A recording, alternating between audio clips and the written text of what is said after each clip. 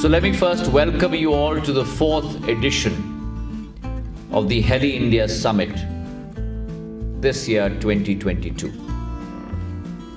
And it indeed is a pleasure and an honor that this year we are having the Heli India Summit in Srinagar, in Jammu and Kashmir. The idyllic location across the world known as the Venice of the East.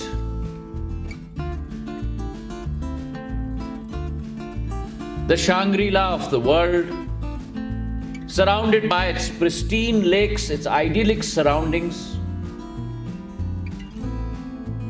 and truly encompasses the thought and the emotion कि अगर स्वर्ग कहीं पृथ्वी पर है तो वो स्वर्ग जम्मू और कश्मीर के रूप में पृथ्वी पर है। सबसे पहले नागरिक उड्डयन मंत्री माननीय श्री ज्योतिरादित्य सिंधिया जी का और देश के कोने कोने से आए हुए एविएशन सेक्टर से जुड़े हुए सभी साथियों का मैं जम्मू कश्मीर में हृदय से स्वागत करता हूं और उम्मीद करता हूं कि आज का जो विचार विमर्श है वो लास्ट माइल कनेक्टिविटी में एविएशन सेक्टर के भविष्य की भूमिका, अवसर और चुनौतियों पर एक निर्णयात्मक दिशा देने में समर्थ होगा। मुझे याद है पिछले वर्ष माननीय सिंधिया जी यहाँ आए थे और कई विषयों पर उनसे चर्चा हुई थी। एक सुझाव सिंधिया जी की ओर से आया था, उनके मंत्रालय की ओर से, कि जो वैट हम लगाते हैं उसको कम करना चाहिए। और उसी दिन हम लोगों ने फैसला किया कि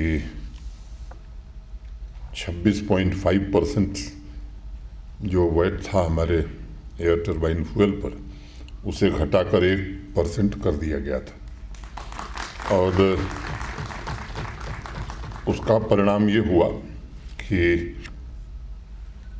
एक वर्षों में श्रीनगर और जम्मू से उड़ानों की संख्या में भारी वृद्धि हुई है और लगभग 100 से ज़्यादा फ्लाइट्स आज श्रीनगर टर्मिनल से ऑपरेट हो रही हैं। एक ऐसी व्यवस्था है जिसमें देश भर के लोगों से जम्मू कश्मीर के लोग जुड़े हैं। जम्मू में लोड पेनाल्टी थी, वो भी समाप्त हो गई और वेट घटने के कारण जो 6 फ्लाइट ऑपरेट होती थी आज लगभग 44 फ्लाइट जम्मू से भी ऑपरेट हो रही है। अगर आंकड़ों के मुताबिक हम जाएं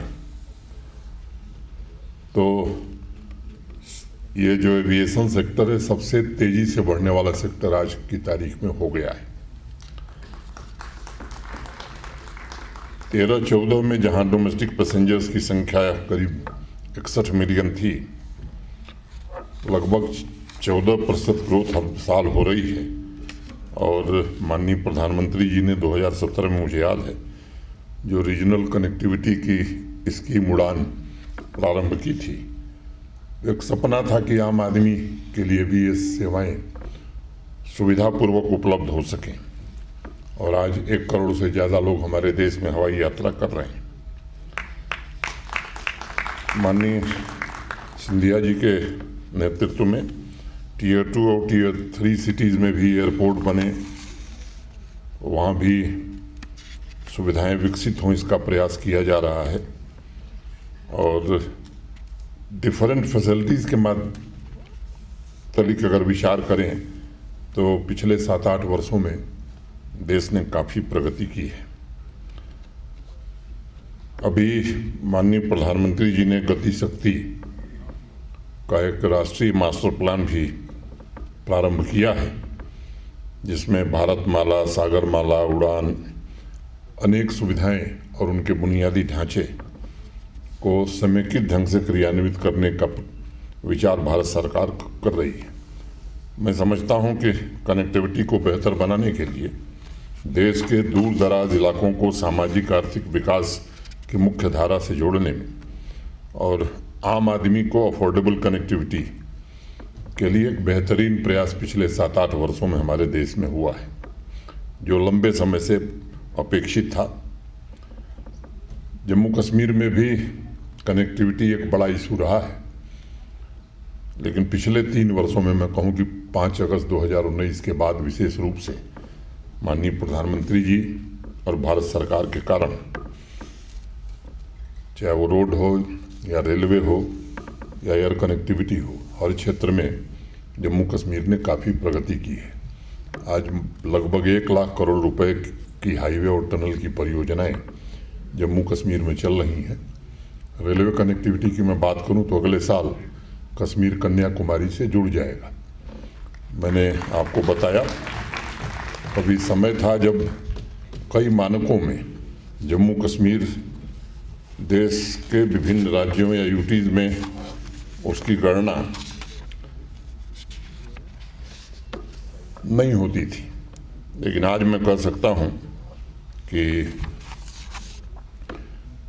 जम्मू कश्मीर जितना खूबसूरत है उसी गति से विकसित भी हो रहा है। एक दौर था जब मैंने आज़ादी से लेकर और 1-1.5 साल पहले तक कुल 14-15 हज़ार करोड़ के इन्वेस्टमेंट, प्राइवेट इन्वेस्टमेंट यहाँ आया था। एक इंडस्ट्रियल स्कीम, नई इंडस्ट्रियल स्कीम भारत सरकार ने जम्मू कश्मीर के लिए लॉन्च की और जिसका प्रतिफल ये हुआ कि मोटे तौर पर आज हमारे पास 56,000 करोड़ के इन्वेस्टमेंट के प्रस्ताव हैं, जिसमें 38,000 करोड़ के प्रस्तावों की स्वीकृति दे दी गई है। उनके काम भी हो रहे हैं। आने वाले 2-3 महीनों में बाकी की स्वीकृति भी प्रदान कर दी जाएगी। विभिन्न क्षेत्रों में जो परफॉर्मेंस की रैंकिंग है, पहले जम्मू कश्मीर को नीचे से लोग देखते थे, अब लोग ऊपर से देखना शुरू कर दिए हैं। मैं अनेक बातें बता सकता हूं, लेकिन मुझे लगता है कि आज आवश्यकता नहीं उस पर चर्चा की जाए। भविष्य की उम्मीदों के रूप में जम्मू कश्मीर की पूरी प्रतिभा का दोहन हो सके, चाहे हमारे नौजवान हों, किसान हों, महिलाएं हों, समेकित ढंग से सब लोग मिलकर के जम्मू कश्मीर आगे बढ़ सके, इसकी कोशिश हो रही है। प्रधानमंत्री ग्राम सड़क योजना में आज हम देश में 3रे स्थान पर हैं। ई गवर्नेंस में यूटीज की श्रेणी में हम नंबर 1 पर हैं। अगर मैं पर्यटकों की संख्या की बात करूं तो देश में सबसे ज़्यादा पर्यटक आज जम्मू कश्मीर में आ रहे हैं और मैं कह सकता हूं कि अनप्रेसिडेंटेड 25 वर्षों में इतने पर्यटक जम्मू कश्मीर नहीं आए। जनवरी से अब तक का जो आंकड़ा बताया गया है वो 1,61,00,000 टूरिस्ट यहाँ आ चुके हैं। विभिन्न क्षेत्रों में बड़ा परिवर्तन हो रहा है और आज़ादी के अमृत काल खंड में जम्मू कश्मीर रिफॉर्म और तरक्की की दिशा में आगे बढ़े, यही हमारे लिए अमृत काल खंड है। बुनियादी ढांचे के विकास के साथ साथ हमारी अर्थव्यवस्था भी ठीक हो, इसकी कोशिश हम सब कर रहे हैं। आज के हेली इंडिया समिट के थीम में मैं समझता हूं कि जम्मू कश्मीर का ज़्यादा ही जुड़ाव है और मैं आभारी हूँ माननीय मंत्री जी का, सिविल एविएशन डिपार्टमेंट का, कि इन्होंने इस समिट को यहाँ किया है और संभावनाएं असीम हैं यहाँ। हमें आवश्यकता भी इस बात की है। 6 महीने बर्फ से ढेर सारे इलाके हमारे घिरे रहते हैं। उस समय यूटी प्रशासन, होम मिनिस्ट्री के साथ मिल करके एक सेवा चलाती है कुछ स्थानों पर। पिछली बार जब टेंडर हुआ था तो जो मैं इसलिए इस विषय को रखना चाहता हूँ कि बहुत अच्छा रिस्पांस नहीं आया था। सेवा प्रदाताओं ने, सर्विस प्रोवाइडर्स ने कहा कि साहब 6 महीने ही आपके यहाँ ट्रैफिक रहता है, 6 महीने नहीं रहता है। अभी कार्यक्रम में आने के पहले मंत्री जी से चर्चा हो रही थी। अब ऐसे अनेक अनएक्सप्लोर्ड डेस्टिनेशंस टूरिज्म के हैं जहाँ पर अगर हेली सेवा शुरू होती है तो मैं सर्विस प्रोवाइडर्स को भरोसा देना चाहता हूँ कि पूरे वर्ष भर आपको ट्रैफिक मिलेगा। ऐसे अनेक स्थान हैं, 75 ऑफ बीट डेस्टिनेशंस हमने सेलेक्ट किए थे, उसमें कई डेवलप कर दिए गए। आज दिन भर की चर्चा में एक ठीक रास्ता आप सब निकाल सकेंगे और मैं उम्मीद करता हूं कि आज की जो चर्चा होगी उससे आने वाले दिनों में जम्मू कश्मीर में अच्छी हेली सर्विस हम शुरू कर सकेंगे। भारत सरकार ने जो नई पॉलिसी बनाई है जिसमें आपको बड़ा इंसेंटिव भी मिल रहा है, हम भी चाहते हैं कि ये सेवाएं जम्मू कश्मीर में शुरू हों।